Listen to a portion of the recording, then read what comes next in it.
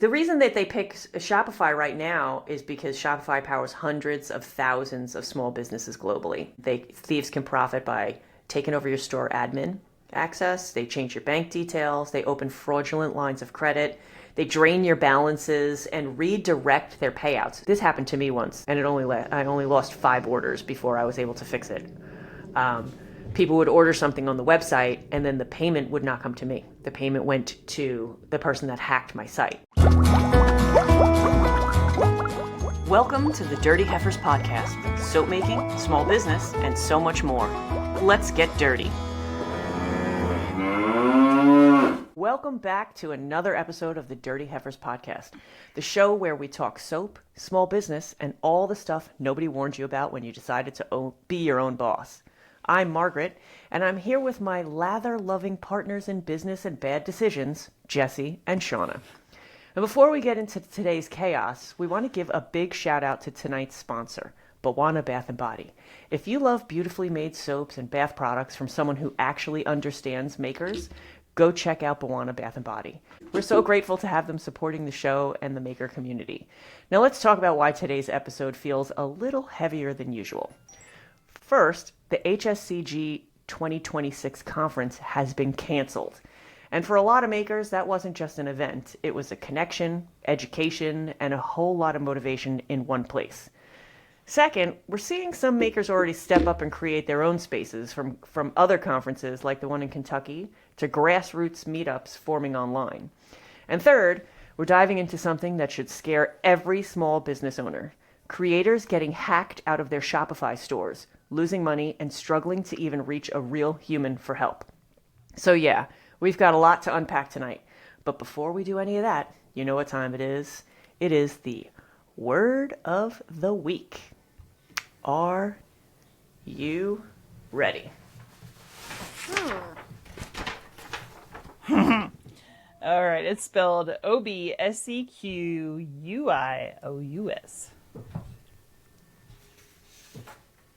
And Jesse, it doesn't have anything to do with sequins. It doesn't have anything to do with sequins.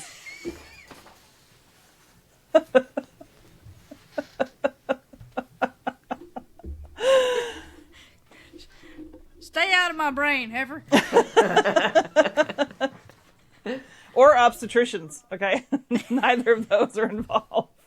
I was going to say your obstetrician is fabulous. It's got sequins everywhere. You had to pronounce it first. You had to pronounce it.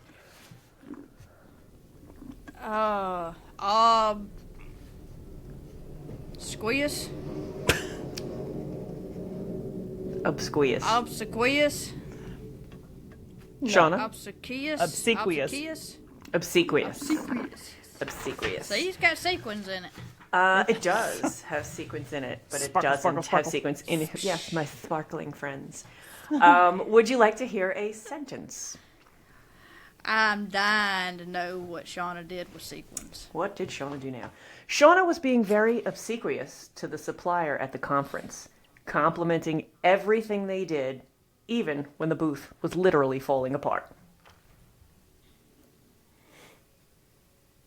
Brown nosing? Yeah, overly eager to please, flattering, but in like a slimy kind of way. She was sucking up to that vendor. Sucking up to the vendors. I mean, how the heck else are you going to get free stuff? Seriously. That's right. That's right. Just side note, before we do the redneck word of the week, hilariously, that the microphone muff cover on your thing, with the lighting almost blends into your hoodie. And for a second there, I was looking at it, was like, does she have like shoulder pads in or what? It's the 80s, baby. Woo! Talk about sequins. All right, so do you have a redneck word of the week? I do, and I actually came up with this. Well, I didn't come up with this word, but this word came into my thought this morning as I was headed to church. When I mentioned this word, and my little girl was like, "Huh?" I'm like, "Oh wait." So if y'all Wait, ready, even your daughter doesn't know this word, huh? Well, she does now, I'm sure. well, I'm raising a couple of nerds. That Hey, they don't talk. nerds rule they the don't talk world. like Can't talk, but they rule. They can't talk, but they rule the world. Blah, blah, blah. Anyway. What you been drinking, Heifer?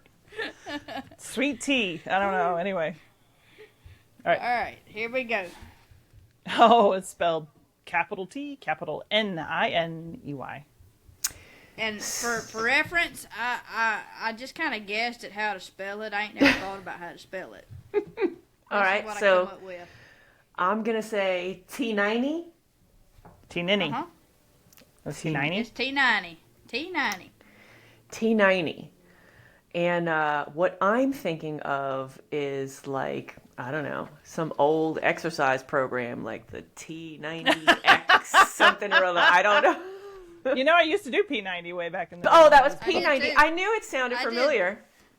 I did P90X too. All right, so there you go. I'm going to say it's an No. exercise. You are wrong. Okay. And T90, what comes into my head is like T minus 90 seconds, but that's not what it is either. Y'all are both way off. Way off. All right, so then let's hear it in a sentence.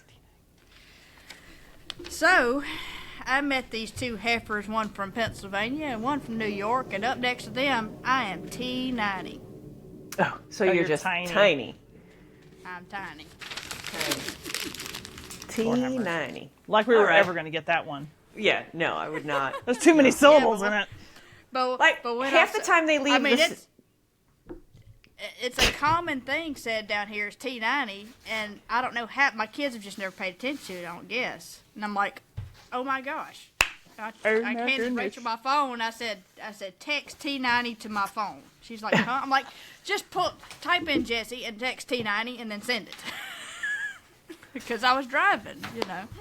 Uh-huh. So, anyhow, All Can't right, remember it. T90. T90. All right, Now so we then know. let's get into. We all got an email from HSCG, which is the Handmade Soapers Guild. No, Handcrafted say it. Soap and Handcrafted Cosmetics Guild. Soap and Cosmetic. Say it again. Word. Handcrafted Soap and Cosmetic Guild. Okay, so every year they would have a conference. They offer a lot of stuff online. I get my soap and candle insurance through them. I don't know if I think you do as well. do too. They offer discounts to people who are members, and they also offer classes online. You can become a certified soap maker, and there's just a lot of things that they do for the soaping community. They also have a conference every year. And that's where, just like every industry has a big conference, this was, from what I believe, this was the conference to big go one. to. Right. They also advocate for us at like a Congress and such. When Right. MOCRA came out, they were advocating. Exactly. Yeah. So there's, they're big in the industry. Yeah. And this would have been my third time going to the conference. When I first became a soap maker, I made a soap. I was making soap for about 5 or 6 years. When I was like, okay, I think I'm gonna go to the conference. And July and I went and roomed together. And then the next year is when you two came, right? 2 years ago. I thought it was 2 years ago. Yeah, I thought it was a year I thought it was 2 years after you went. Was it the year after you went? We went in 24. You know what? I don't even know. I couldn't even tell you right now. I think I went 2 years in a row, and then it skipped a year. Okay. So they usually have the conference, and from what I understand, like 1 year it would be on the East Coast, and then the next year it would be on the West Coast, and then it would be kind of in the center of the country, so that people from all over the country would come to this conference. And it was a great place to meet people, to network, to learn more about your craft. And I had a great time both times that I went. So hearing that it was canceled was like shocking. Yeah. Yeah. What was your first thoughts? We were. Well, I mean, Well, my my main first thing thought was to yeah, text you guys. Yeah, and I was like, well, we was all planning on going and rooming together, and that went out the window. Right. You know. I mean, honestly, my first thought, I was in the operating room and a message popped up on my watch, and I looked down and it was from them, and I could just tell from the preview something sounded off. So I opened it up real fast and I saw that, and I took a screenshot and sent it to you guys, and my response was, holy bleep. Like, I was shocked. I mean, I don't know if they've ever canceled the conference before. Yeah, I don't know. or except for COVID. They Yeah, maybe did, yes, COVID. they did cancel for COVID and then they rescheduled. So, what was your first reaction, Jesse, when you saw it in the chat? Like Shauna's, and then I was Yeah, just kind of mad. I I was know. ticked off. I'm like, dang, because we were making plans. We were gonna, Yeah. Right. you We know, already had our room booked and everything. we were excited to see, because the conference was supposed to be different this year. It was supposed to be structured different. And I was excited to see what they were doing different because Yeah. there were some of the classes last year was just Yeah. There was some, I assume that it's very difficult to put those things together. it is. I really enjoyed the networking part of it. I know that Yeah. it's very odd to hear it from me since I really don't like talking to people. But what I enjoy is watching other people network, and getting to meet the few makers that I do keep in touch with throughout the year. So like seeing you guys in person is a big plus for us, for me anyway. What does the conference actually mean to you personally? Beyond the classes. I mean, other than the networking, for me, it's like almost like it legitimizes things. You know what I mean? So I go to professional conferences for medicine, and those are very, very official and legitimate, right? This felt like something legitimate and official. Like, this is a real thing. It's not just some hobby that you're doing. Right. And you had turned it into a Right. business. It's like you are taking this very seriously, and you're going here and you're learning. Because they have like they had maker track and the business track, right? We were learning. So we were learning business tips and tricks and talking to other makers and such. So that's kind of what it meant to me. But yeah, I mean, like what you said, Shauna. It's I've got folks that live with me. They know I'm a soap maker, but they don't really get what I do. I can tell them stuff about things that's happened throughout the day, and they will totally listen and they will hear me, but they don't get me, if that makes sense. They don't understand it. Yeah. Right. So You can go to the conference and talk about stuff, and everybody there is going to understand because they've had a heavy batch of soap, or they've had hiccups with shipping, and they've been Meat struggling soap. to get shea butter in, and yeah, so they get it. I felt like going there, just like Shauna, it legitimized what I was doing. And that was my first time going to a conference by choice. I have been to several conferences as a teacher, assigned to me by the principal. I actually taught at a few conferences. I taught teachers how to do math, how to teach math, or things like that. But that one was fun. But this I one, was sitting there going, the teachers don't math? well, no, how to teach math. How to teach. We wrote a book called Food for Thought, and we taught a class on how to teach math using everyday foods and recipes, and the all-encompassing grocery shopping, like planning, the whole thing. But this was something I was interested in and passionate about, and talking about soap all day, every day. People that I'm surrounded by, I mean, my husband's in it with me, so I could talk to him about it all day long, and we're interested in it together, and we watch the videos together, and we watch YouTube together. But talking to people outside of my home who are interested in it was like so exciting to me. It was weird, but exciting. And then when I came home from the conference, from here, going there, taking class, taking all these notes, like, oh, I never thought of that before. Or, oh, that's a great way. Let me try that. I came home so energized from that first conference. Like, I swear I was on like a 2 or 3 week mental high, like a soap high. Like, wow, this is so much fun. I had such a good time meeting July for the first time, meeting, just seeing all the people that you watch on YouTube, not all of them, because not all of them come to the conferences, but some of the big names that you recognize from YouTube, like, oh, I know that person. Oh, I know that. Like, it was just a really, really good time for me. Right. How do you think the cancellation reflects what soap makers and businesses are dealing with right now? Well, I don't know what happened, but I have a funny feeling that it might have been a struggle to sell tickets because there's a lot of people that are small businesses that are struggling right now. And Yeah. the conference is cool, but it's not a necessary expense. Right. True. So I think that, it just kind of foreshadows that even big organizations may be struggling too. I don't know. I'm not saying that's what happened. That's me throwing my 2 cents in. I think that's what they the issue did is. point to economics, but I mean, we've been They seeing for like the last 2 or 3 years a lot of soap makers closing up shop. Yeah, I know, just saw another one right now. I mean, think about it. How many times do we put in the chat like a screenshot of someone's? But how many times do we put in the chat like, "Hey, another one, one's closing, and another one's closing, and another one's closing," and maybe some of them, weren't prepared to open in the first place. Maybe there were different aspects, but there's just the economy right now is very slow. I feel like in the soap making community. And I think, some of these businesses, I mean, I started during the pandemic, and I think a lot of these popped up during the pandemic, and now it's just not sustainable with, being back to work and everything. But yeah, it's a rough economy right now. Right.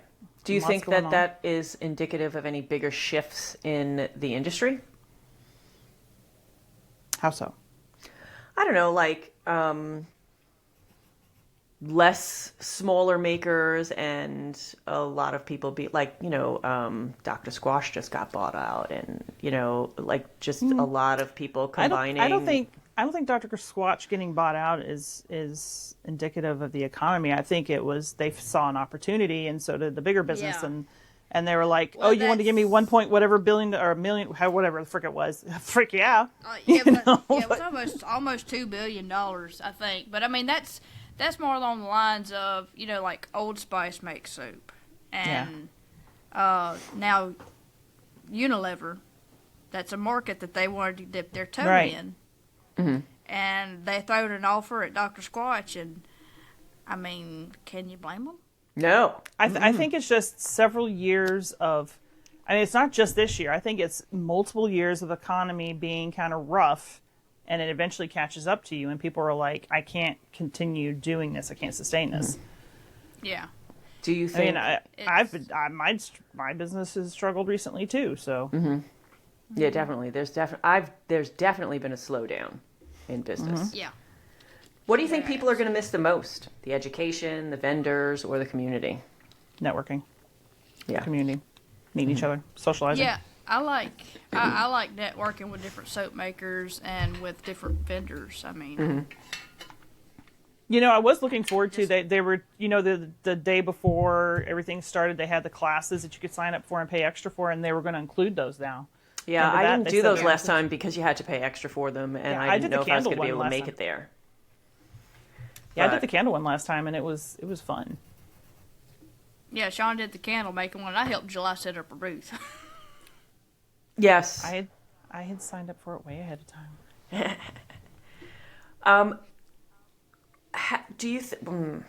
Why do you think these in-person events matter to makers?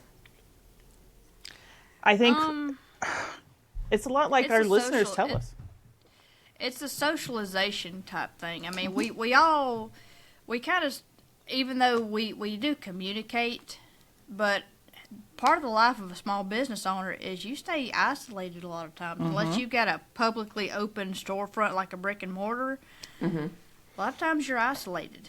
And it's just a great opportunity to meet other, like I said before, meet people that know where you're coming from. Right. Meet people who are like you.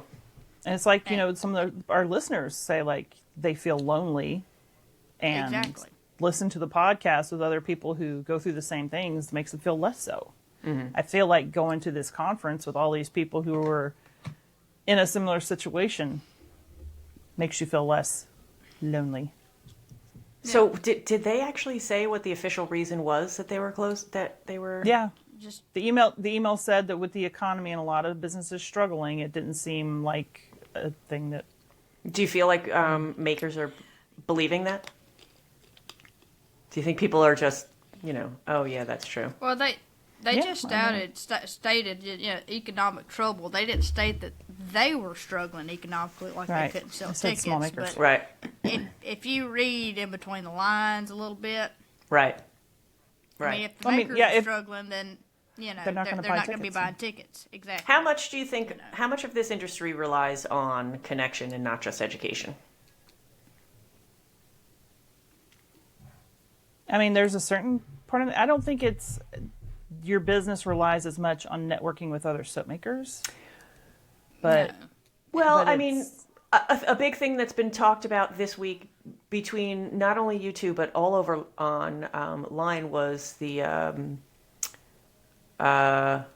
Soaper's Choice, right? Being able to get your own blend of oils in a 55-gallon drum, and they've dropped the minimum from 4 drums to 2, right? Right. So if you're not connected with other soapers, do you even know about Soaper's Choice? Do you even, I mean, but it's online. We know about that, right? right, but I don't know, do you find out about, new fresh deals like that if you're not connected in some way, even if it's just through Facebook? I feel like there's a lot of benefit in just connecting, right? I feel Yeah, like I a mean, lot I of feel it like relies on connections. It's a definite benefit, but I don't know if I would say that it relies on it. Because I mean, I did a lot of business and was able to get materials and different Yeah, things that's true. before I even really got online. Right. I mean, you're within networking the online. forums. Right, but I feel like your connections, your networking online, your social connections, they're also helping you with the education part as well. Oh yeah, they help. Like, hey, It's a definite help. It's a resource. right. Well, and I stay in it's- touch with some of the people I met at the conference, and they're like, "Hey, have you been having trouble with this or whatever?" But it's not like my business would be gone without it. Yeah. Okay, understood. So it's not like It's a your help. business doesn't depend on the Right. networking, but it certainly doesn't hurt. Yeah. The Right. in-person networking. Right. So let's switch over to how people are reacting, not just like how we feel about it, but like what are people doing about it. So one of the things that I've read, and if you're not, and I don't know who runs it, so I'm not like plugging this in any way, the Facebook group Saponification Nation. I think that's one of the bigger ones that are out there. At least that's one that I'm in. I'm in a few soap making groups, not every single one that I see though, because Right. I don't want Right. my entire feed to be clogged up with soap stuff all the time. I think that's the one that's Amanda Aaron runs that one. I think. Okay. But I've seen a lot of people in there discussing the cancellation. And then I did see a bunch of makers from New York, at least the upstate area, trying to make their own get together. Like they're obviously not a conference, but their own event. Like, hey, how about we all meet? And they're like trying to make a separate. Like a meetup. Okay. Yeah, definitely. A meetup for upstate New York and just to fill the gap, right? And then I know that Jesse spoke about another conference not through HSCG. Tell us about that one. There's a conference in Kentucky. It is September. Let me check the dates just to make sure. Hang on. But it's called SoapCon. Like you've got Comic-Con and such as that. This is SoapCon. Very simple. And they've got a conference coming up this September. Where's the thing? Hey, I just thought about it. 25th through 27th. September 25th through 27th, and that is in Mount Sterling, Kentucky. You can check out information on them at soapcon.com. I just thought that come September, I'll be in Tennessee. And won't you have to drive right through Tennessee to get up to that SoapCon conference? Yeah, I mean, I kind of much. have to. Kind of have to. I All right, could I'm just saying. I could make a little U-ey and make a detour and come Right. back up. I might have to check out that conference. Hey, I'll right? be speaking at it. Right. I might have to attend that one because, the reason I didn't look into it last year was because it was in Kentucky and I'm in New York and the other conference was right here in Connecticut. So I was like, I'm just going to go to the one that's closer to me, but definitely. That one will be closer to you. Yeah, that'll be closer to me then. So Do you have a topic that you're speaking about already, or no? I know. I think I'm supposed to be talking on small business on TikTok, promoting your business on TikTok, because Okay. that's kind of what I'm well known for. So my understanding, it's going to be that. So I guess the only difference between, the meetups would be that they're on a much smaller scale than the conference. they are. It is. It's a very small, more of an intimate type conference. When I say small, I mean it's not like it's 5 or 10 people. I think it's like in the like 1 or 200, Okay. something like that. It's it's not as crap. How do I say this without it coming across some kind of way? It's more down to earth. It's a more Okay. down to earth type conference. It's not not a lot of pomp and such to it. Okay. So you're saying there's no, voting and all that kind of stuff. Well, I don't know if members. there's any. I don't know if there's any. Yeah, because I mean, it's not like you're a member of Right. a guild. Anything. It's just a conference. You buy Right. tickets and you go, and they have what's her name? The lady from Nurture's Handmade. She's typically a speaker there, and I think Essentials Depot is a sponsor. And I mean, some big names in the soap making community. Marie Gale is a typical speaker at this conference. So I mean, if you're in soap making, you know who Marie Gale is. Yeah. I wonder if the fact that HSCG has canceled their conference, will people now shift and go over to the Kentucky Yeah. conference? Maybe. It would be a fantastic The thing. I SoapCon. mean, If you're limited listening, tickets. look it out. Limited Look- tickets. yeah, There look you it go. up. I mean, Go check them out. so have you ever made a business connection at a conference or a meetup that has changed everything just because you showed up? Well, I wouldn't say change everything, but this past the soap conference I went to with you ladies, that definitely opened some doors for me. I mean, Yeah. it really did. Yeah. So I would say, yeah. I mean, you never know who you're going to meet. You never Right. know what kind of connection you're going to have. Could be very beneficial. Right. And then you can make a connection like I made with Jessie and then ride her coattails when she meets other people. That's my goal. Nope. Notice 'Cause I'm notice she gonna talk didn't to- say I'm me gonna talk because to I got everybody. ignored. And I'm going to talk to every person in the room. You are going to see, you talk to every person in the room and I sit back listening. And so I get all the same information that you get. And I don't have, my social battery doesn't die. No? I don't think I have. And I just Well, sit there do and have a social smirk. battery. But anyway, it's good. What do you think is more valuable, huge conferences or small rooms full of the right people? Small rooms rooms. full of the right people. Just think about most of the connections that we made were not at the actual. They were at the dinners. No, they were not. And they were at the lunch tables, and they were at the bar at night. And it was they were- people who knew other people, and yeah. Yeah. If makers started organizing their own events more often, do you think that would turn into anything, or do you think it would just get played out? I think it would get played out. Just honestly. depends. Yeah. I mean, Depends if on who organizes it. there's that. But also, if the other conference comes back next year, Yeah. I mean, that is the big event, and so I think people only have a limited amount of time off work and a limited amount of money to go to conferences, and so Right. Yeah, and the next one's back in Nevada, right? I think so. I think I that don't was know. the idea. I don't But I know. mean, it could change now. People could say like, "Hey, you had one there, and then you skipped us, and then you had another Well, see, one." I don't know. that's Well, how they were come doing things got Connecticut. messed up. Mm-hmm. Yeah, that's how come things got messed up was because they had to shut down during COVID, Right. right? Yeah. Yeah. We'll see. So this will be another mix-up. Yep. So, you think we've handled that subject? Good? The conferences? Yeah, is there anything else that we wanted to talk about with that? No, I mean, My it's notes. it's big news for us, but Yeah. I imagine everybody who was going to go now realizes it's off. I think, the other thing is vendors, right? Some of the vendors, Yeah. July had ordered stock Yeah. preparing for this, and then now she doesn't. Well, that's a big problem, I mean, and this Yeah. wasn't just any venue. It was Mohegan Sun, and it was, a high-end resort.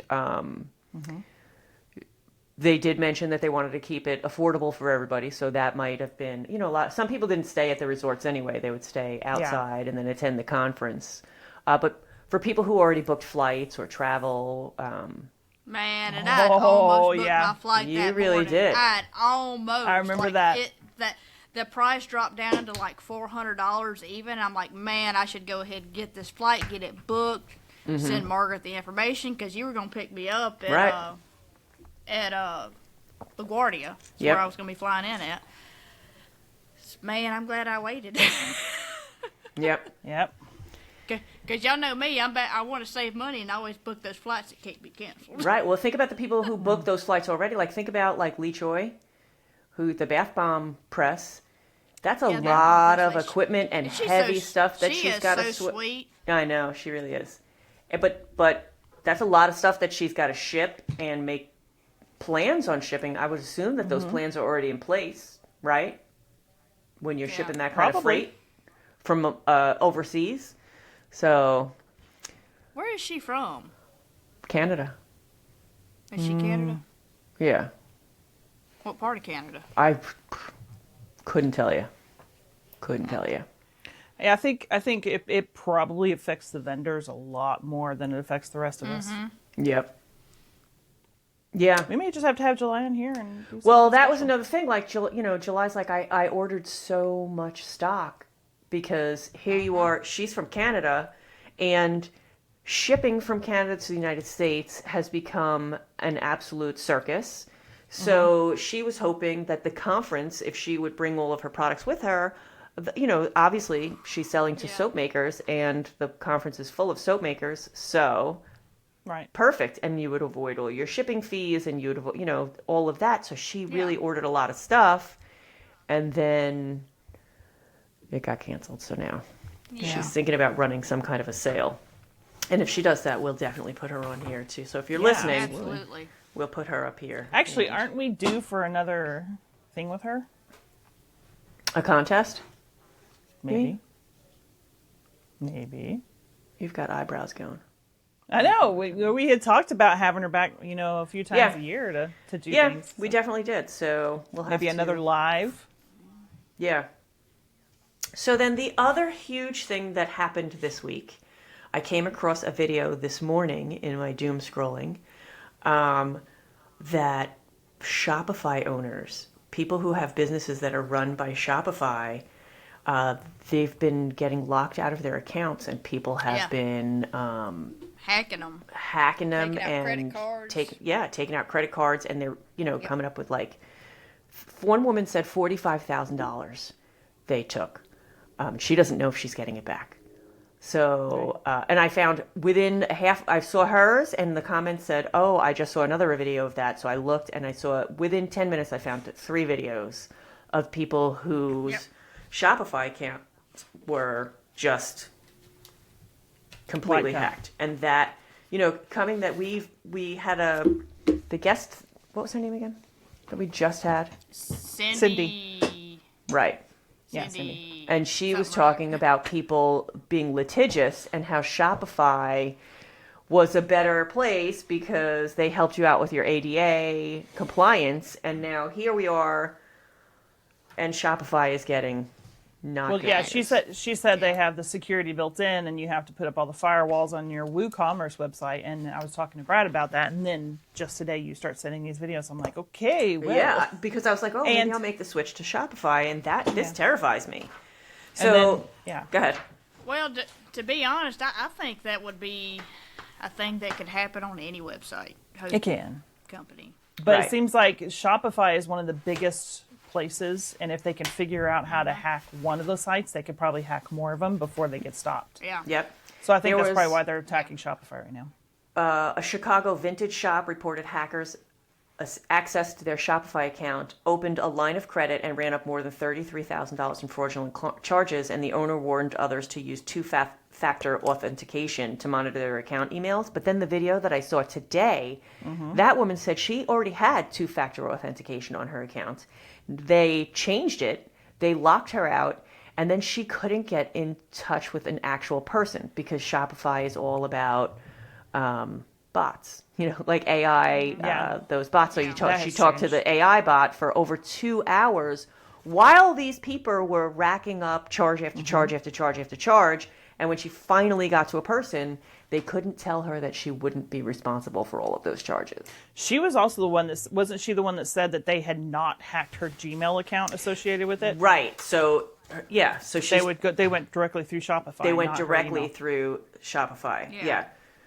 So I did see that one of the security researchers found that a popular Shopify plugin called Cosmetic had a major data leak, and that exposed admin tokens and other sensitive data for hundreds of storefronts, enabling account takeovers. So if you have Cosmetic, check into you might want to disable that plugin. Yeah. What is Cosmetic? I have no idea. Let me look. I'm guessing it's the way that it's written, consent, and then at the end is IK, like tick, like you would give. I'm guessing it's like, check here for cookies or something like that. Consent. Tick. How you spell it? CONSENTIK. Okay. See, I'd have put a C on the end of that.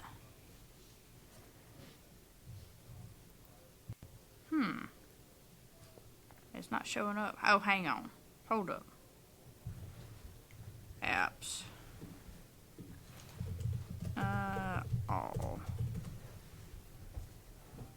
It's not. I have to look it up on the computer. Let's see. Let's see. See what that is. It says it gives tokens that provide administrator level access to the store's back end, allowing potential attackers to manipulate storefront content, steal customer data, or launch phishing attacks. Every single person that I saw this morning said that they were spammed with several, hundreds and hundreds of emails. One person said that they were getting all these emails, and I think that they thought that was to distract them from when they were getting the emails about the charges coming through, that they were, the new credit cards and all that. Mm-hmm. Which makes perfect sense. Cosmetic is a GDPR cookie banner. Helps you manage cookies and cookie consent to comply with GDPR, and a whole bunch of other letters and more. Customize your cookie banner and consent compliance preferences pop up with flexible layouts and built-in templates. Yeah, so that's the, click here to accept the cookies or whatever. Yeah. I don't have that. Okay, good. There we go. No? I don't have that, so hopefully I'm okay. Yeah. Yeah, and That's then crazy. so one of the big problems is, you're trying to get help. You can't reach a live person, and not only can you not reach a live person, but you can't get back into your account to prove that, that you're the person that should be dealing with that. Right? Yeah, and this doesn't just affect small businesses. There are big businesses on Shopify. There are people who don't have a website really, but they have a storefront that uses Shopify.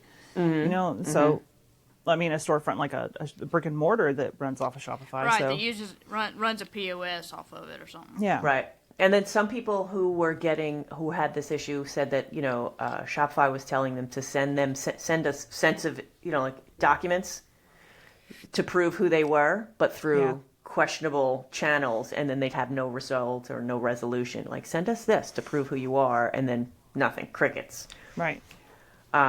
Support tickets are going days without updates, even when the accounts are locked and compromised. If my website got locked and I couldn't get orders for a few days, it's not the end of the world. But if my website is locked and it's charging me money every single day, like charging up credit, and I don't know how that works. I guess Shopify has some kind of credit card that you could get through them. There is I've had it come up on mine a lot where they want to let's see, you're eligible Everybody wants to sell apply you a for line of credit. funding through Shopify Capital. I can apply for up to $7,200. No, thank you.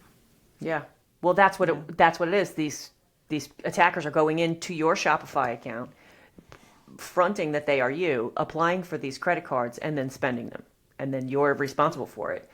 And then one merchant reported that their legitimate store was closed after they helped Shopify shut down a fraudulent version of their store. So like there was a dupe store, and Shopify, she was like, you got to shut this down, and they shut down both of them. So that's not fun either. No. On the Better Business Bureau, several people said that their accounts are hacked, their funds are locked, there's no response from support, frustration about payout freezes. I didn't hear about that this morning. And, this could be devastating to your business. I can't even imagine. Absolutely. It's frustrating. And, I had Shopify back in like 2020, 21. Mm-hmm. And then we switched over to Woo. And I remember then, like, customer support was great, and you could get a real person on and all this other stuff. And many of them now are going to these AI bots, and they cannot help you. No. And they just keep putting you in circles. It's like TikTok Shop. Like, if something's wrong there, you can't get a hold of a real person to so give you a real frustrating. Answer. Or if you do get a hold of a real person, they don't know. Yeah. Or they change your bank details. Once they get the reason that they pick Shopify right now is because Shopify powers hundreds of thousands of small businesses globally, and thieves can profit by taking over your store admin access. They change your bank details. They open fraudulent lines of credit. They drain your balances and redirect their payouts. So when people this happened to me once, and I only lost 5 orders before I was able to fix it. People would order something on the website, and then the payment would not come to me. The payment went to the person that hacked my site. So I was able to see the order come in, and I'm like, that's weird. I'd see it come in, but then it wouldn't be where it was supposed to be. So then I checked the back end, and I'm like, I have no idea how that person got on there, but they changed my PayPal, whatever.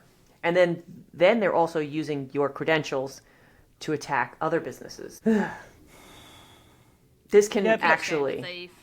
Yeah. But computers are supposed to make everything better. Yeah, right. So a breach can absolutely immediately translate into real financial loss. So this is like another frustrating thing. Like, we talked about the ADA thing and these like serial plaintiffs that are coming around and suing you that had no intention of buying from you ever, but they wanted to sue you just because they can make money. And now you got the people coming hacking in the back end like crazy. Mm-hmm. It's like attacking from all sides. It's frustrating. Yeah, and one of the biggest problems is, did you know that you can have phone support on Shopify if you're one of their higher tier customers? So that's like what we were talking about the other day about everything's a freaking subscription. Yep. So I'm paying you to help you run my, help to have you host my platform, and in order to talk to you about the problems that are caused by you, I have to pay you more money? Mm-hmm. That's insane to me. Yeah. Basic users just get chat or AI help. I mean, that's a common theme in a lot of stuff, is that things that you used to get now become a premium offering. Mm-hmm. Like, we used to give this to everybody, but now it's a premium offering. You have to pay for that thing now. Yeah. And it's frustrating. Yep. That's kind of like CapCut. Yeah. Frustrating. Yeah, everything. And then one of the other big problems was, in order to talk to chat support, you have to be logged into your store. And if you're locked out of your store, you can't get in to talk to chat support. So that's a catch-22. And Shopify's support is usually just those scripted answers, because it's the AI and the bots. Imagine that they're going to have some things they're going to have to change after all this. Clearly. And, even if you escalate, if you're not on one of those paid tiers, support just isn't there for you. So what can you do about it? Punch a hole in the wall? Punch a hole in the wall. And when you're done putting on the bandage and spackling the wall, you should definitely have 2-factor authentication, but use like an app, like 2FA, like an authenticator that has hardware keys rather than SMS, like where they're sending you the messages, right? check your admin accounts often. And I don't know how it looks on Shopify, but that one time when I was hacked, I'd looked at my admin account and I was able to see the email of the person who everything was going to. Like they just brazenly just took over everything. So check your back end. That's right. Okay. I said it. Check your back end. Colonoscopy. Watch for phishing. Attackers often use fake Shopify-looking emails to get login information. Always verify sender domains. Like, I get that a lot from Amazon, too. Like, hey, you logged out of this. Log in again. No. I'll go right to the app itself and do it. Don't That's put right. any of your information from an email. Pretty much any email like that comes through me, I click and look at the email address, and oftentimes it's some gibberish. And you're like, yep. Yes, exactly. So it'd be you very some much. Gmail account or something. Right. Yeah. And my opinion is if they're sending you a message to your email and they need you to log in to check it, I guess if you go directly to your Shopify account or whatever account you have and log in, there'll probably be a message there waiting for you. Right, Like exactly. It's not necessary to communicate through email. They can communicate right through the site. Right. I think. That's right. You need to vet your third-party apps. Even trusted third-party plugins can expose data vulnerabilities if not properly secured. I'm guessing that company is going to be in for a big problem. And consider cyber insurance. I think Cindy was talking something about that last time. Secure. Was that it? I don't know if she was talking about. We were talking about insurance, but we also talked about legal insurance. But Right, we talked about legal insurance, but I think she might have touched on this, but because it didn't address the topic that we were talking about. Like, right. I think what she was talking about was. I think what she brought up was more like if you were storing customer data on your site and it gets hacked, you have insurance to help cover that issue. Right. I don't know. I'm if it's sure so there's much like there's having got to your be all website different hacked. levels. Yeah. Yeah. Just like car insurance, there's probably all different levels of insurance that you could get, but it might be something that, if it's I wonder if if it's we something can that find you're afraid someone, of, you could probably do that. I wonder if we can find someone who sells cyber insurance and explain this junk to us. That would be a good idea. I'm not on that. No, why? Because you Someone's won't gonna write contact that down. anybody? Oh my gosh. Oh, well, I have to. You contacted one person sometime, didn't you? A couple of times I've contacted. Through email, I find it much easier to do things through email. And then another thing you can do is have offline records and keep backups of everything. So have a backup product list, customer emails, and contact email information so that you can help set up another platform if need be. I know this was so upsetting. It really is. This is a very depressing episode. Right? Yeah, it's not It nearly really as fun was. as a lot of ours, but it's just makes me It's necessary. even more grateful that I have someone to look at that junk. So how does this relate? How does the Shopify thing relate to the HSCG conversation? Well, first we lost Jessie. There she is. Okay. You look The confused. Shopify Like how does it HSCG? relate? It doesn't at all. I mean, it doesn't relate because I don't think they provide no. resources for that, but it's just another blow, I think. Right. You know, it's like another blow. the people are already struggling to keep their shops going, and then someone comes and hacks your dang website. Right. Now you're really struggling. Right. So, Especially if it's your only source of income, you know. It also, you have the need for reliable support systems, something many hope to get in person at the conference, right? So you're in person. different support. Yeah, so you get your support from the conferences. You need some support from Shopify. But it's something that we could definitely, at the conference, that could be something that is addressed on how to maintain your website and stuff like that, and how platform limitations fit naturally with community struggles. And I don't know that it's not industry specific, this Shopify attack thing, but certainly people should be making each other aware in the industry. Mm-hmm. So if Well, it, that's why it we're comes talking about up, it. You'll, to make people aware of it because Mm-hmm. Shopify is a big platform. So I have a question of the day. Okay. right? Oh, I dear. don't have a this or that today. I felt like it was That's fine. a lot of stuff we were talking about. Question of the day. Now, the question of the day I'm going to ask for you guys, and if you're listening, feel free to answer that question of the day in the comments. If the systems that you depend on fail, platforms, conferences, and support, what is your backup plan as a business owner? Have you thought about it, or are you just hoping it never happens? I'm just hoping it never happens.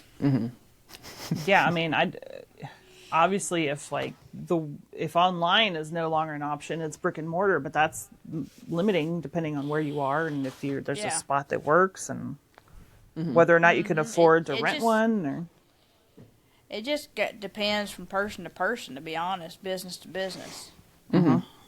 I mean, me personally, if online was not an option, I'd have to go with a brick and mortar, which wouldn't be horrible. But I'd lots rather just drive to my shop than drive 20 minutes to town. Yep. Understood. Definitely. What about you? So If something fails on me, I immediately become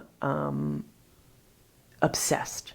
And I have to Google it, and I have to search for, every single different answer. I have to watch YouTube videos. How am I going to fix this? Who am I going to call? I search for every single phone number that I could possibly get to an actual person. That's one thing that I do have, with WordPress and WooCommerce. I can always reach a person, no matter what tier I'm on. They might not be able to help me, but I can always reach a person, usually within 15 minutes of waiting online or whatever. And again, I also hope it never happens. So right. there's that. It's just so many people depend so heavily on their online presence that. Well, I mean, And they know it. That's the marketplace nowadays. I mean, They know everything's it. online. Yep. The hackers know it. Yeah. And once again, I'm going to say, what a world this would be if those people put their efforts into something positive. Right? If they just used it for good, if they used their knowledge for good. It's too easy to do Yeah. it for bad. Yeah. It's easier to steal somebody else's money. Then to go out and earn it Okay. yourself. Cannot stand a thief. Right? Can't stand a thief. So should I wrap this up? Yeah, our super, super cheery Sure. episode. Yeah. Right? Yay. All right, Heifers, that is where we're going to leave it today. If this episode hit close to home, whether it was the HSCG news, the idea of makers building their own spaces, or the scary reality of e-commerce hacks, just know you're not alone in this. This industry survives because of community, not platforms. If you loved this episode, make sure you like it, share it, send it to a maker who needs to hear it, and leave us a comment. We actually do read them all. And if you think you'd be a good guest for the Dirty Heifers podcast, shoot us an email at dirtyheifers@gmail.com and tell us why we need you on the show. Huge thanks again to tonight's sponsor, Bawana Bath & Body. Go support people who support makers. And until next time, stay dirty, Heifers.